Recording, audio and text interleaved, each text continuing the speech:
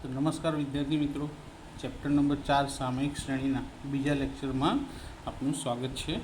બીજા લેક્ચરની અંદર આપણે મોસ્ટ આઈએમપી પદ્ધતિ ન્યૂનતમ વર્ગોની રીતથી વલણનું સમીકરણ શોધવા માટે કઈ રીતના અને કેટલા મુદ્દાઓનો ઉપયોગ કરવાનો તેનું ધ્યાન લઈશું અને દાખલામાં એનો ઉપયોગ કેવી રીતે કરવો તે શીખીશું. તો શરૂ કરીએ. ન્યૂનતમ વર્ગોની રીતથી વલણનું સમીકરણ શોધવા માટે સૌથી પ્રથમ દાખલાની અંદર કોની કિંમત શોધવાની રહેશે? ટી બાર. ચેપ્ટર 3માં જેમ એક્સ બાર શોધતા હતા એ રીતે અહીં શું આવશે? ટી બાર આવશે અને એનું સૂત્ર છે સિગ્મા ટી છેદમાં એન. બીજું વાય બાર શોધવાનું રહેશે. વાય બાર તો ત્રીજા ચેપ્ટરમાં પણ આવતું જ હતું, બીજા નંબરમાં સેમ કે વાય બાર બરાબર સિગ્મા વાય અપોન એન. ત્યારબાદ ત્રીજા નંબરનો ટોપિક આવશે બી શોધવાનો. બીની કિંમત શોધવા માટે આપણી પાસે એક જ સૂત્ર છે, બીજું છે નહીં. તો n into sigma T y minus sigma t into sigma y છેદમાં n into sigma T square minus sigma t whole square. આ સૂત્ર તમને યાદ હશે તો તમે બીજા અને ત્રીજા ચેપ્ટરની અંદર જોયું હતું, એનું એ જ છે, ફક્ત એક્સની જગ્યાએ શું આવે છે? ટી આવે છે. ત્યારબાદ ચોથાની અંદર બી પછી શું શોધવાનું હશે? એની કિંમત આપણને ત્યારે જ મળશે જ્યારે પહેલું, બીજું અને ત્રીજું આ ત્રણેયની કિંમતો શોધી હશે તો જ. કારણ કે એનું સૂત્ર છે વાય બાર માઇનસ બી ટી બાર. વાય બારની કિંમત મૂકવાની, બીની કિંમત મૂકવાની અને ટી બારની. એટલે કે આ પહેલો, બીજો અને ત્રીજા મુદ્દામાં આપણે જે કિંમતો શોધી એ બધી જ કિંમતનો ઉપયોગ કરી અને ચોથા નંબરનો મુદ્દો એ શોધવાનો રહેશે. ત્યારબાદ નંબર 5 ઉપર આવશે વલણનું સમીકરણ. વલણના સમીકરણને વલણનું સમીકરણ કહેવાય, વલણનું સુરેખ સમીકરણ કહેવાય અને એકલું સુરેખ સમીકરણ પણ કહી શકાય છે. પણ વલણનું સમીકરણ એના માટે સૌથી પ્રચલિત શબ્દ છે. માટે વલણનું સમીકરણ બરાબર વાય કેપ બરાબર એ પ્લસ બી ટી. તો તમને લોકોને જોઈને તરત જ કંઈક યાદ આવ્યું છે ચેપ્ટર નંબર 3 કે નિયત સંબંધ રેખાનું સમીકરણ. નિયત સંબંધ રેખાનું સમીકરણ અને વલણનું સમીકરણ સેમ છે 99%. ખાલી અહીં એક્સની જગ્યાએ ટી આવે છે. ત્યારબાદ છઠ્ઠા નંબરે જો ટીની કિંમત આપી હોય તો ઉપરનું જે સમીકરણ છે તેમાં મૂકવાથી વાયની અનુમાનિત કિંમત એટલે કે અંદાજિત કિંમત મેળવી શકાય. અને આ 6 મુદ્દા યાદ રાખવાથી ન્યૂનતમ વર્ગોની રીત 100% આવડી જશે અને પૂરા 5 માર્ક્સ મેળવી શકાશે. તો દરેકે આ 6 મુદ્દા લાઇનસર ક્રમવાઇઝ યાદ કરવાના રહેશે અને તે પરથી દાખલો ગણવાનો આવશે. તો દાખલામાંનો ઉપયોગ કેવી રીતે થશે તો જોઈએ. એક્સરસાઇઝ નંબર 4.2 એટલે કે સ્વાધ્યાય 4.2. સ્વાધ્યાય 4.2માં એવું કીધું છે, દાખલા નંબર 1માં વલણ શોધવા માટે સુરેખ સમીકરણનું અન્વયોજન કરો. એટલે કે વલણનું સમીકરણ શોધો અને તે પરથી વર્ષ 2017ના મૃત્યુદરનું અનુમાન મેળવો. એટલે કે આપણને સમયની કિંમત આપી છે ટીની અને તેના પરથી વાયની કિંમતનું અનુમાન શોધવાનું છે મૃત્યુદરનું એટલે કે વાયનું. હવે કિંમતો કઈ આપી છે તે જોઈએ. તો વર્ષ 2009, 10, 11, 12, 13, 14, 15 અને સામે મૃત્યુદર આપેલો છે. મૃત્યુદર છે 7.6. દર હંમેશા શેમાં હોય? ટકાવારીમાં. એટલે કે મૃત્યુદર હોય તો એનો એકમ શું આવશે? ટકા આવશે. 7.6, 6.9, 7.1, 7.3, 7.2, 6.9, 6.9. તો આ વાયની કિંમત છે.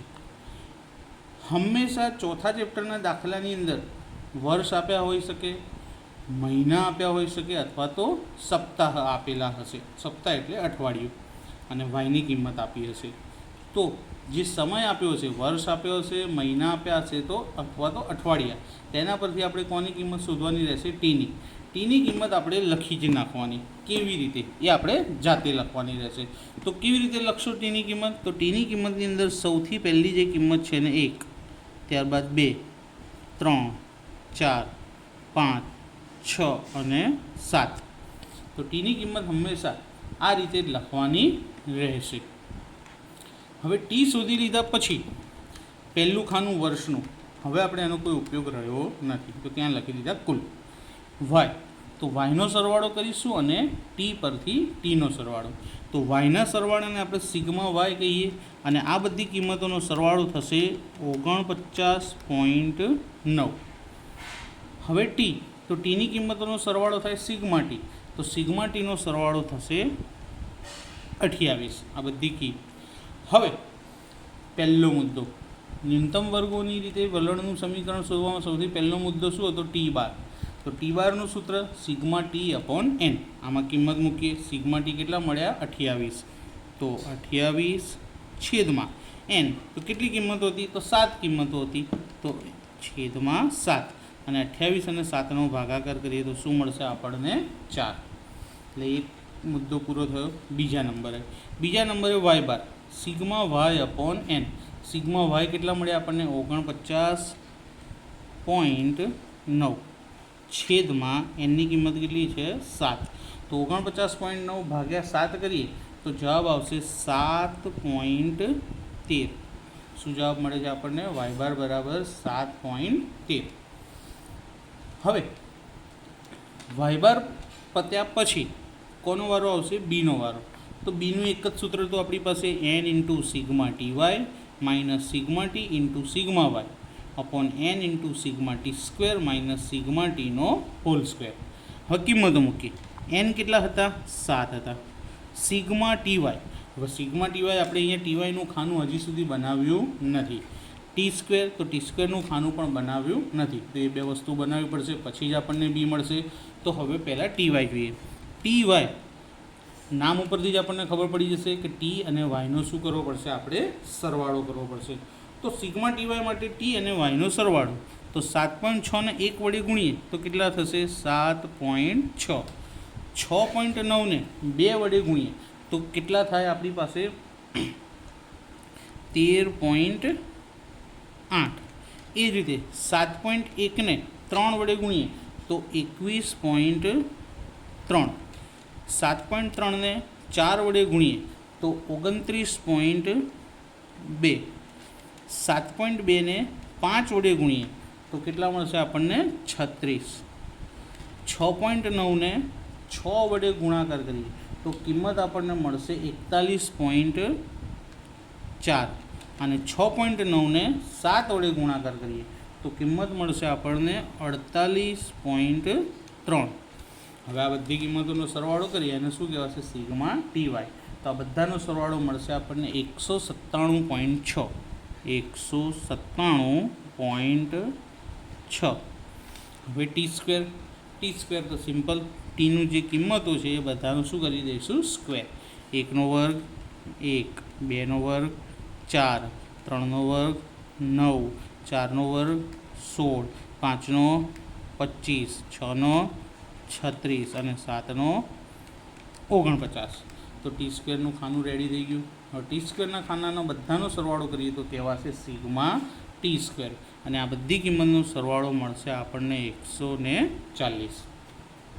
હવે આ કિંમતો અહીં મૂકીએ આપણે. તો જો sigma T Y ready 197.6 minus sigma T કેટલા હતા? 28.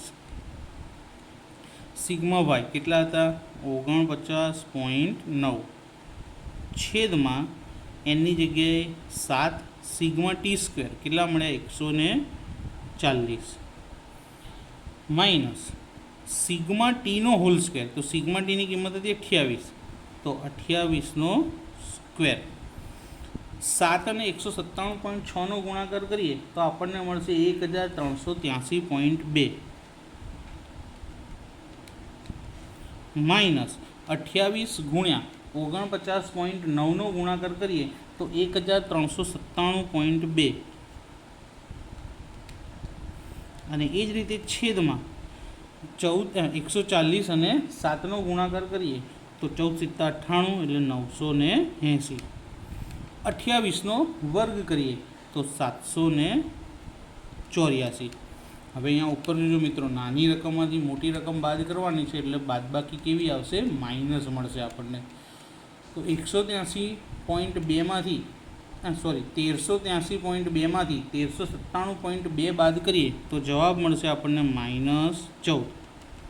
ત્યારબાદ 980 માંથી 784 બાદ કરીએ તેનો જવાબ મળશે આપણને 196. હવે આ બંનેનો શું કરવાનો રહ્યો? ભાગાકાર. એટલે બીની વેલ્યુ આપણને મળશે માઇનસ. તો જવાબ આવશે 0.0 7 એટલે બી કેટલા મળ્યા આપણને 0.07. બીની કિંમત મળી ગયા પછી હંમેશા કોની કિંમત મળે? એની. તો વાય બાર કેટલા હતા? 7.13. તો વાય બારની નીચે લખું 7.13 ઓછા બી કેટલા મળ્યા? -0.07. તો બ્રેકેટમાં -0.07. ટી બાર કેટલા હતા? 4. તો 7.13 માઇનસ પ્લસ અને 7 ચોક 28 એટલે 0.28. 7.13 વત્તા 0.28નો સરવાળો કરીએ તો જવાબ આવશે 7.41. તો બીની કિંમત મળી ગઈ ને પછી એની કિંમત. હવે આ બંને કિંમત મળ્યા પછી વલણનું સુરેખ સમીકરણ વાય કેપ બરાબર એ પ્લસ બીટી. તો એની અને બીની કિંમતો મૂકીશું ટી એમનો એમ. તો એની કિંમત કેટલી મળી? 7.41 પ્લસ અહીંયા આગળ બી કેવા છે? માઇનસ. તો ડાયરેક્ટ માઇનસ જ કરીએ. -0.07 અને ટી એમના એમ.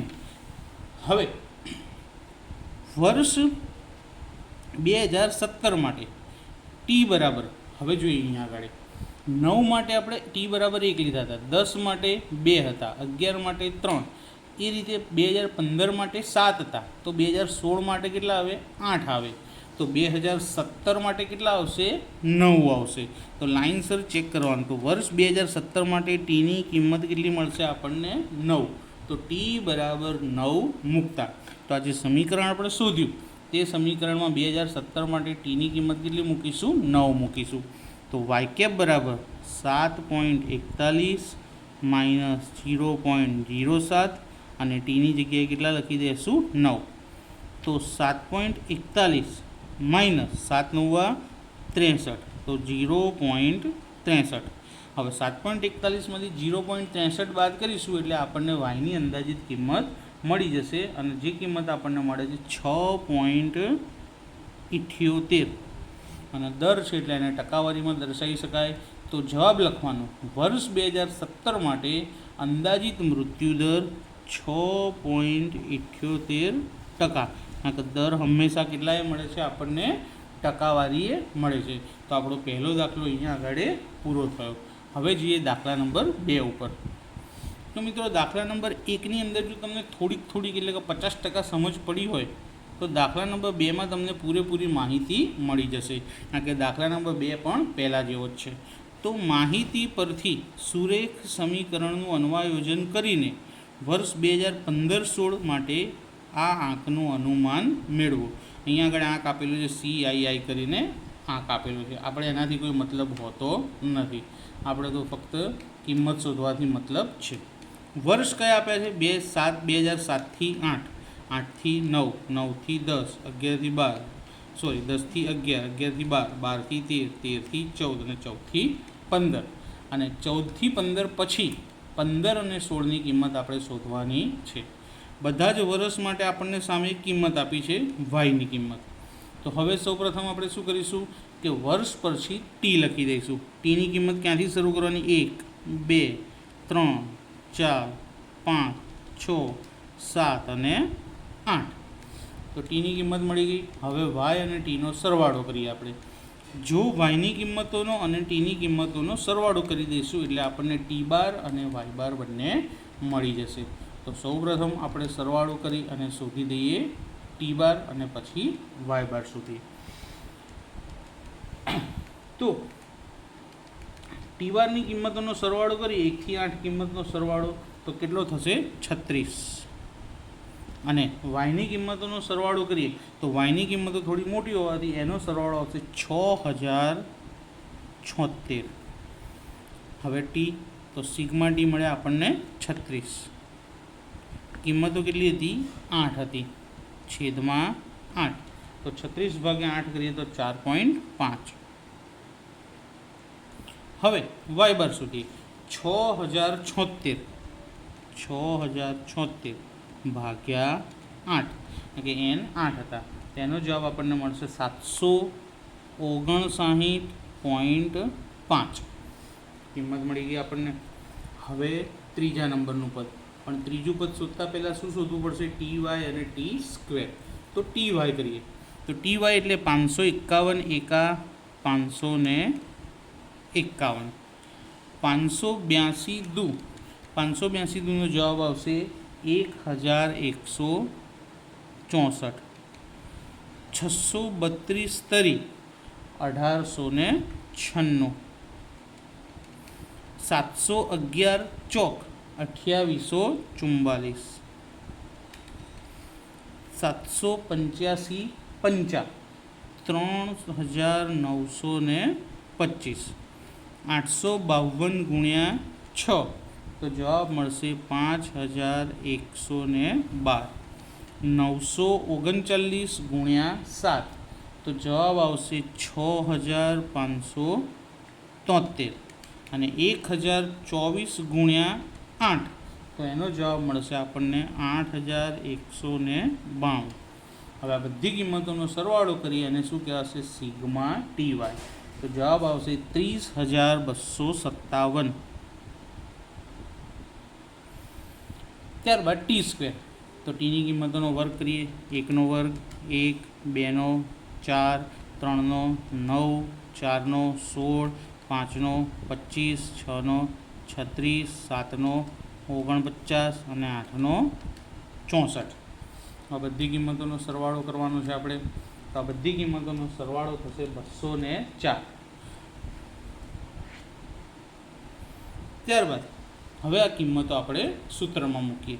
એનની કિંમત છે 8, sigma T Y 30257, sigma T 36, sigma Y 6076, છેદમાં એનની જગ્યાએ 8, sigma T square 204 minus sigma T કેટલા છે? 36, 36નો સ્ક્વેર. સૌથી પહેલો ગુણાકાર 8 ગુણ્યા 30257 તો જવાબ આવશે 2,42,056 માઇનસ 36 ગુણ્યા 6076 તો 36 ગુણ્યા 6076 કરીએ તો 2,18,736. હવે છેદમાં 8 ગુણ્યા 204 કરવાના તો 1,632 ઓછા 36નો વર્ગ. તો 36નો વર્ગ મળશે આપણને 1296, 1296. હવે શું કરવાનું રહ્યું? ફક્ત બાદબાકી. તો 2,42,056 માઇનસ 2,18,736 તેની બાદબાકી આપણને કેટલી મળશે? 23,320. એ જ રીતે છેદની બાદબાકી 1632માંથી 1296 તો જવાબ આવશે 336. હવે આ બંનેનો ભાગાકાર કરીશું એટલે આપણને કોની કિંમત પ્રાપ્ત થશે? બીની કિંમત પ્રાપ્ત થશે. તો બીની કિંમત આપણને મળે છે 69.4 અથવા તો 40. હવે બી પરથી કોની કિંમત મળશે? એની. વાય બાર માઇનસ બી એક્સ બાર.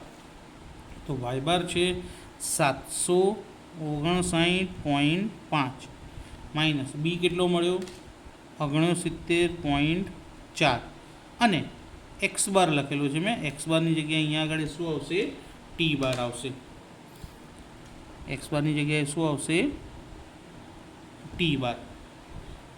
ટી બારની કિંમત આપણને મળશે 4.5 તો અહીં લખી દઈએ 4.5 તો 759.5 માઇનસ આ બંનેનો શું કરી લેશું? ગુણાકાર 312.3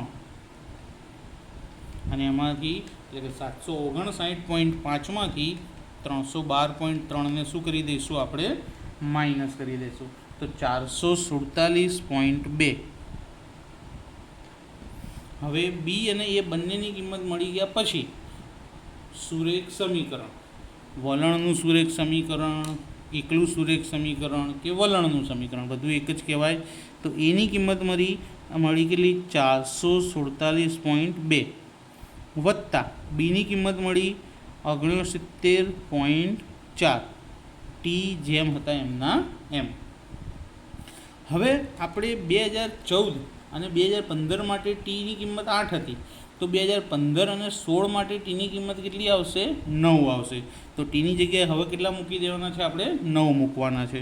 તો 447.2 વત્તા 69.4 બ્રેકેટમાં 9.